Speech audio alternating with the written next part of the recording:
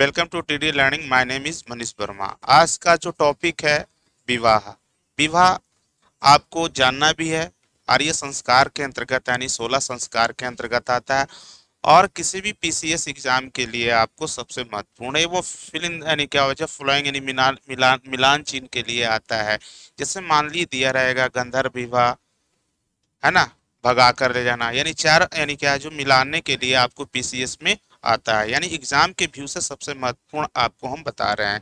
और कौन से विवाह प्रशंसनीय है और कौन सा विवाह निंदनीय है, और कौन से विवाह किसमें चलता था और कौन सा विवाह किसमें नहीं चलता था। तो यानी विवाह यानी क्या, देखिए विवाह आपको, है ना, 16 संस्कार के अंतर्गत अंतर्गत सबसे महत्वपूर्ण माना गया है।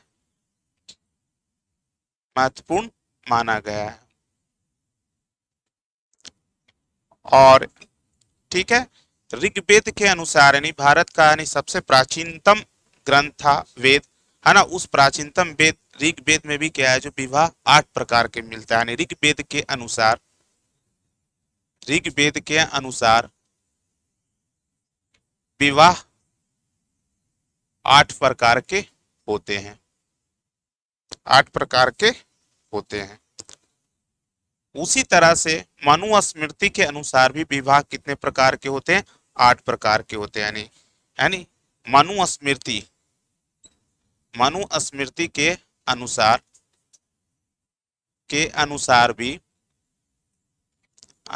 भी विवाह 8 प्रकार के होते हैं। 8 प्रकार के होते हैं।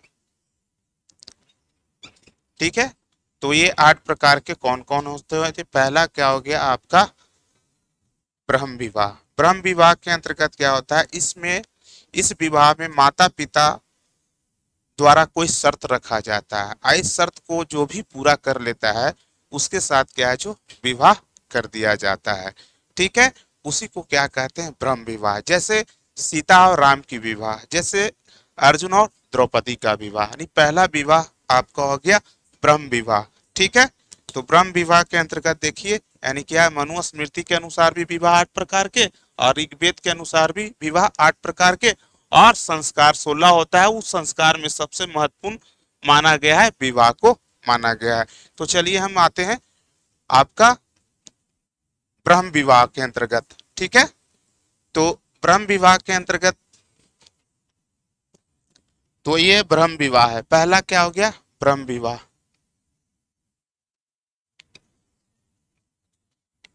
इस विवाह में, है ना, इस विवाह में माता पिता द्वारा इस विवाह में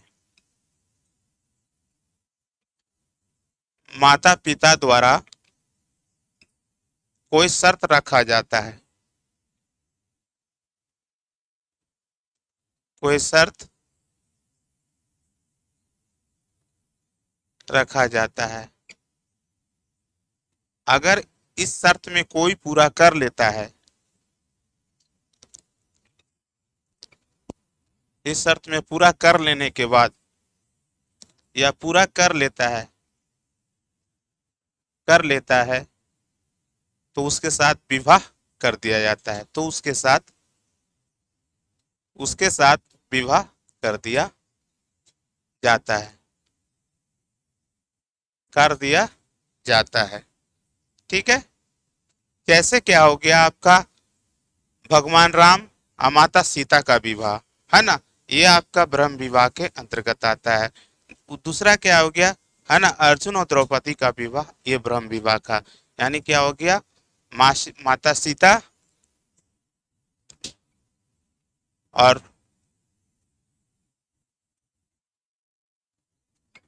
भगवान राम का विवाह। दूसरा हो गया द्रौपदी और अर्जुन का विवाह ये आपका ब्रह्म विवाह के अंतर्गत आता है। दूसरा विवाह हो गया दैव विवाह। दैव विवाह मतलब क्या है, जो इस विवाह में कन्या अपने योग वर को खुद चुनता है। और उस वर को चुनने के बाद क्या है, उसे अगर जिस व्यक्ति की ये कन्या को पसंद आ गया, तो पसंद आ जाने के बाद क्या होता है, वो कन्या उस वर के वरमाला डाल देता है। ठीक है, उसी को क्या कहते हैं, दैव विवाह। दूसरा क्या हो गया, दैव विवाह। देखिए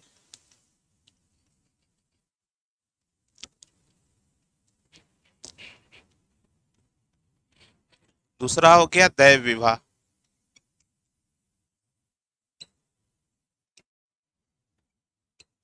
दैव विवाह में क्या होता है, इसमें कन्या ही अपने योग्य, इस विवाह में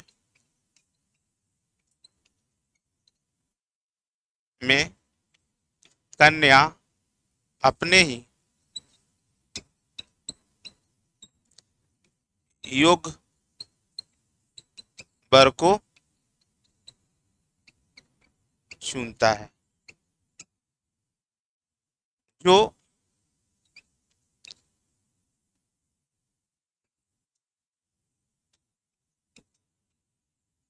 जिसको योग्य वर को चुनता है, और जिसे पसंद आने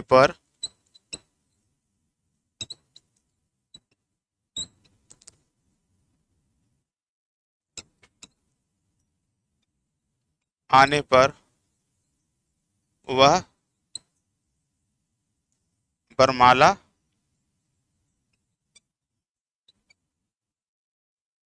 डाल देता है। जैसे मान लिए आपका हो गया विश्वमोहिनी स्वयंवर, विश्वमोहिनी स्वयंवर है ना। फिर हो गया सावित्री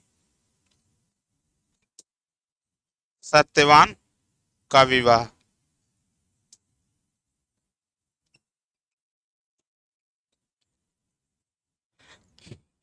तीसरा हो गया माँ पार्वती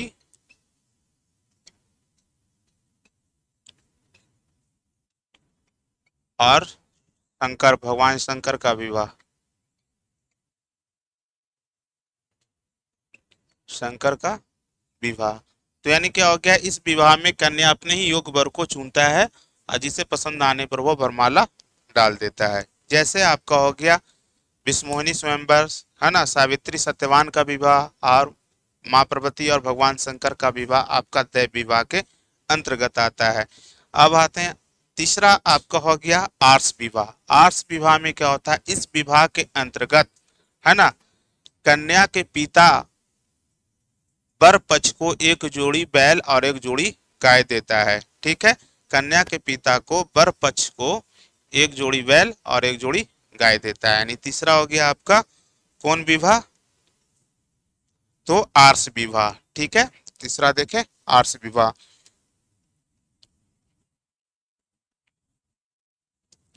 तीसरा आर्ष विवाह हो गया।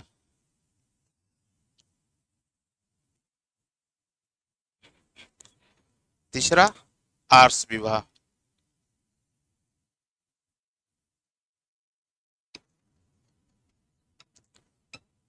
इस विवाह के अंतर्गत यानी कन्या के पिता को वर पक्ष को, है ना, एक जोड़ी बैल और एक जोड़ी गाय देता है। यानी इस विवाह में कन्या के पिता को वर पक्ष को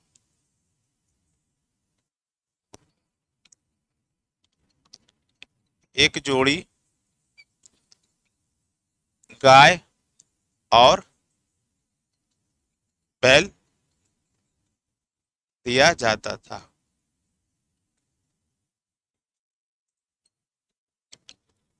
अब चौथा हो गया आपका प्रजापत विवाह, है ना।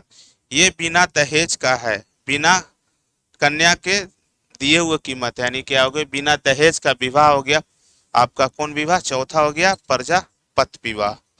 प्रजापत विवाह ये बिना दहेज का विवाह है।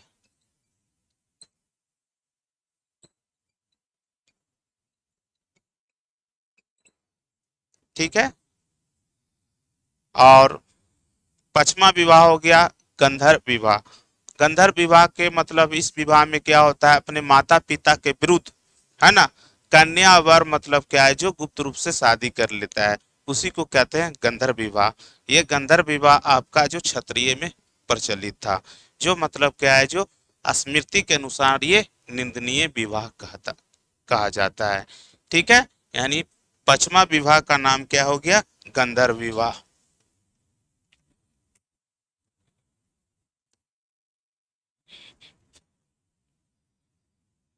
पांचवा हो गया विवाह गंधर्व। गंधर्व विवाह इसको क्या कहते हैं, प्रेम विवाह इसको इंग्लिश में लोग बोलते हैं। इसको लव मैरिज भी लोग कहते हैं, लोग आज के डेट में। ठीक है। तो यानी क्या हो गया, है ना, गंधर्व विवाह। इस विवाह में कन्या और वर, कन्या और वर अपने माता पिता के विरुद्ध,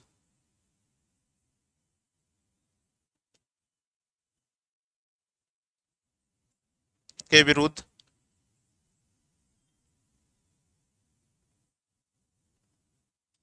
विरुद्ध किया गया विवाह,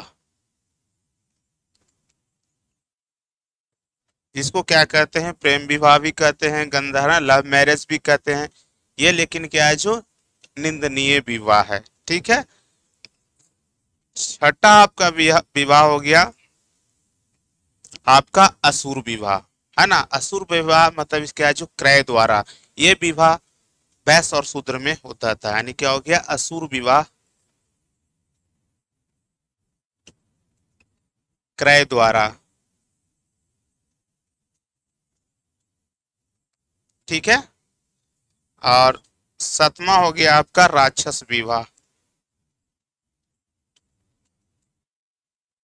राक्षस विवाह इसे क्या है, जो अपहरण करके, है ना, राक्षस विवाह में क्या होता है, कन्या का अपहरण कर बलपूर्वक विवाह किया जाता था। कन्या का अपहरण कर तथा बलपूर्वक से किया गया विवाह,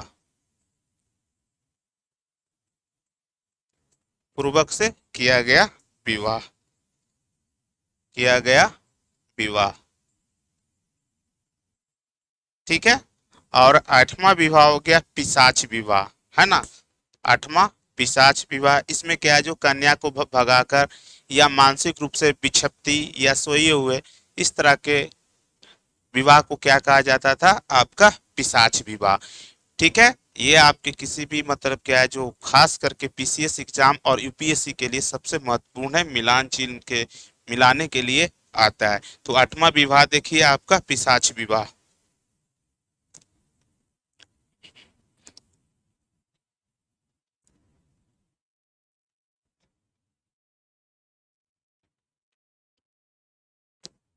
आठवां पिशाच विवाह,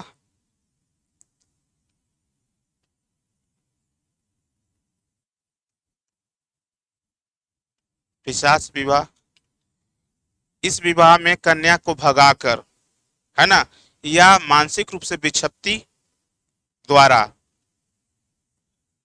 इस विवाह में कन्या को भगाकर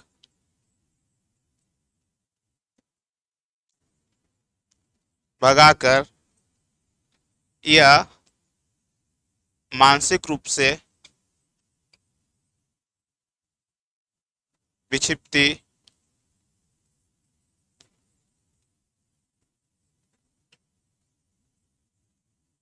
मानसिक रूप से विक्षिप्ति के साथ किया गया विवाह,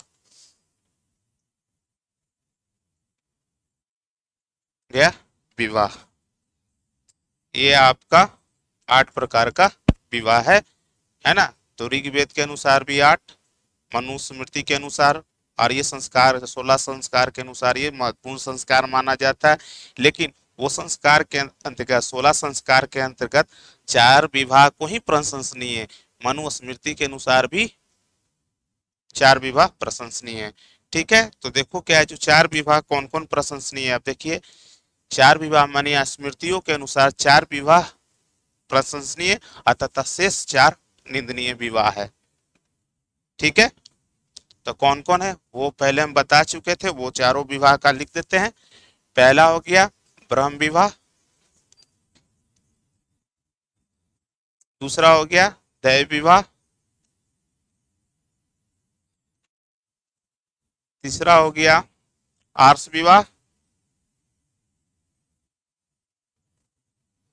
और चौथा हो गया, है ना, प्रजापत्य विवाह। प्रजापत्य विवाह ये ये प्रशंसनीय है, स्मृतियों के अनुसार अनुसार प्रशंसनीय माना गया है,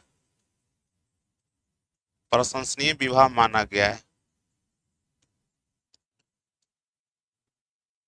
ठीक है, उसी तरह से क्या है, जो 4 विवाह और है जो तथा शेष 4 विवाह निंदनीय माना गया है, वो देखिए कौन है।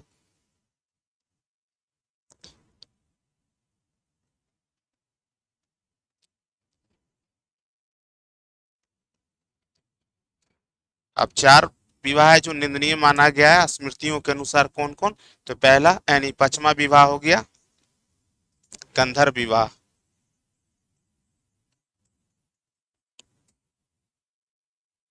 छठा हो गया असुर विवाह, 7वां हो गया राक्षस विवाह,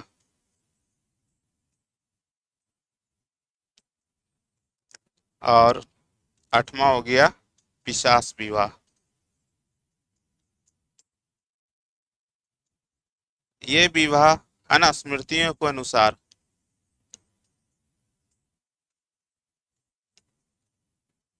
अनुसार निंदनीय माना गया है,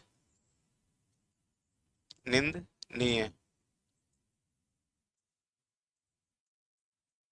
माना गया है ये विवाह। और ये जो 4 विवाह है जो ब्राह्मण में प्रचलित था, ये देखिए कौन कौन से विवाह जो ब्राह्मण में प्रचलित था, कौन विवाह वैश्य शूद्र में था और कौन क्षत्रिय में प्रचलित था, वो देखिए।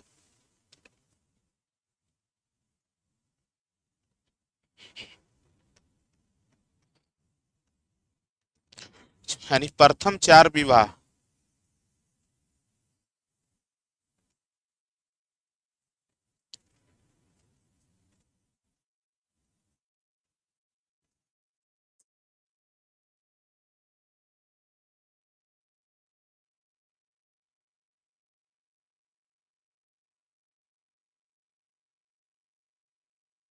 ब्राह्मण में मान्य था। ठीक है, गंधर्व विवाह, असुर विवाह, गंधर्व विवाह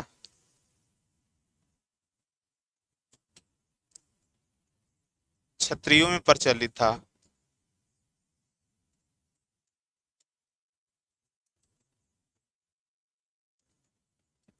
और असुर विवाह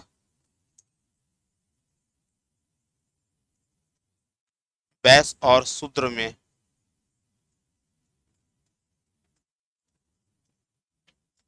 में प्रचलित था।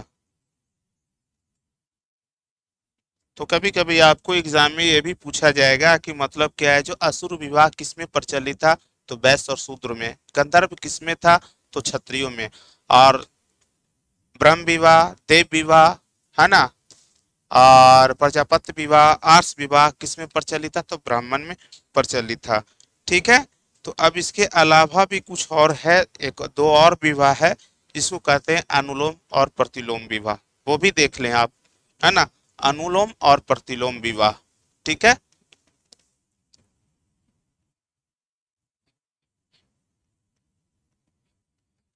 तो इसके अलावा भी और दो है, एक है अनुलोम विवाह।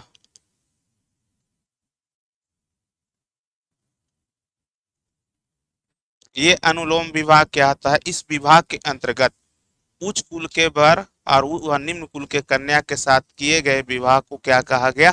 अनुलोम विवाह कहा गया।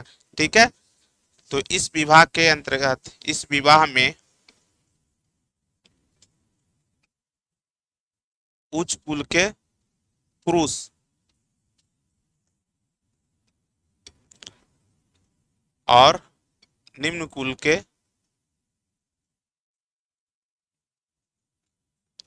के स्त्री के साथ किए गए विवाह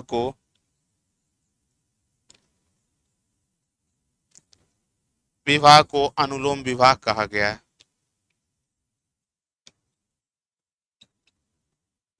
अनुलोम विवाह कहा गया है।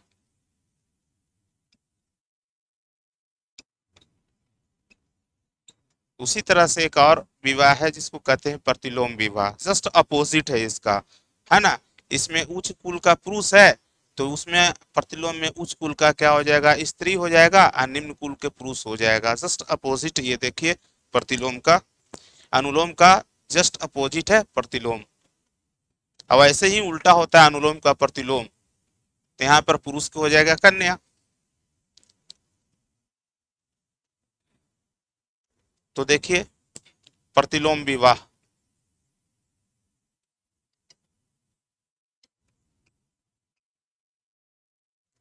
इस विवाह में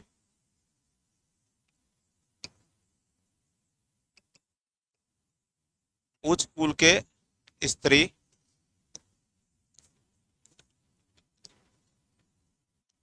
और निम्न कुल के पुरुष, निम्न कुल के पुरुष के साथ किए गए विवाह को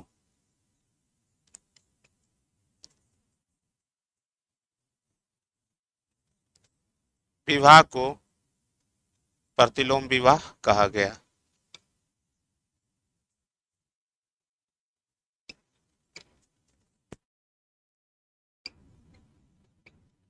ये प्राचीन काल में ऐसा व्यवस्था था, है ना।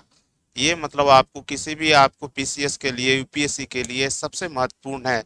ये आपको मिलानचिल में आता है, दिया हुआ रहेगा अनुलोम विवाह, है ना, उसका ऑप्शन दिया हुआ रहेगा। प्रतिलोम विवाह दिया रहेगा, आर्ट्स विवाह का दिया रहेगा, है ना। पूछेगा कि क्या जो प्रजापति विवाह, आर्ट्स विवाह, दैव विवाह, ब्रह्म विवाह किस समाज में प्रचलित था? तो ब्राह्मण में। गंधर्व किस में? तो क्षत्रिय में, है ना। असुर किस में? तो आपका वैश्य और शूद्र में मिलता है। जो आपको ये चारों का वर्णन था ऋग्वेद के 10वें मंडल में था वर्णन।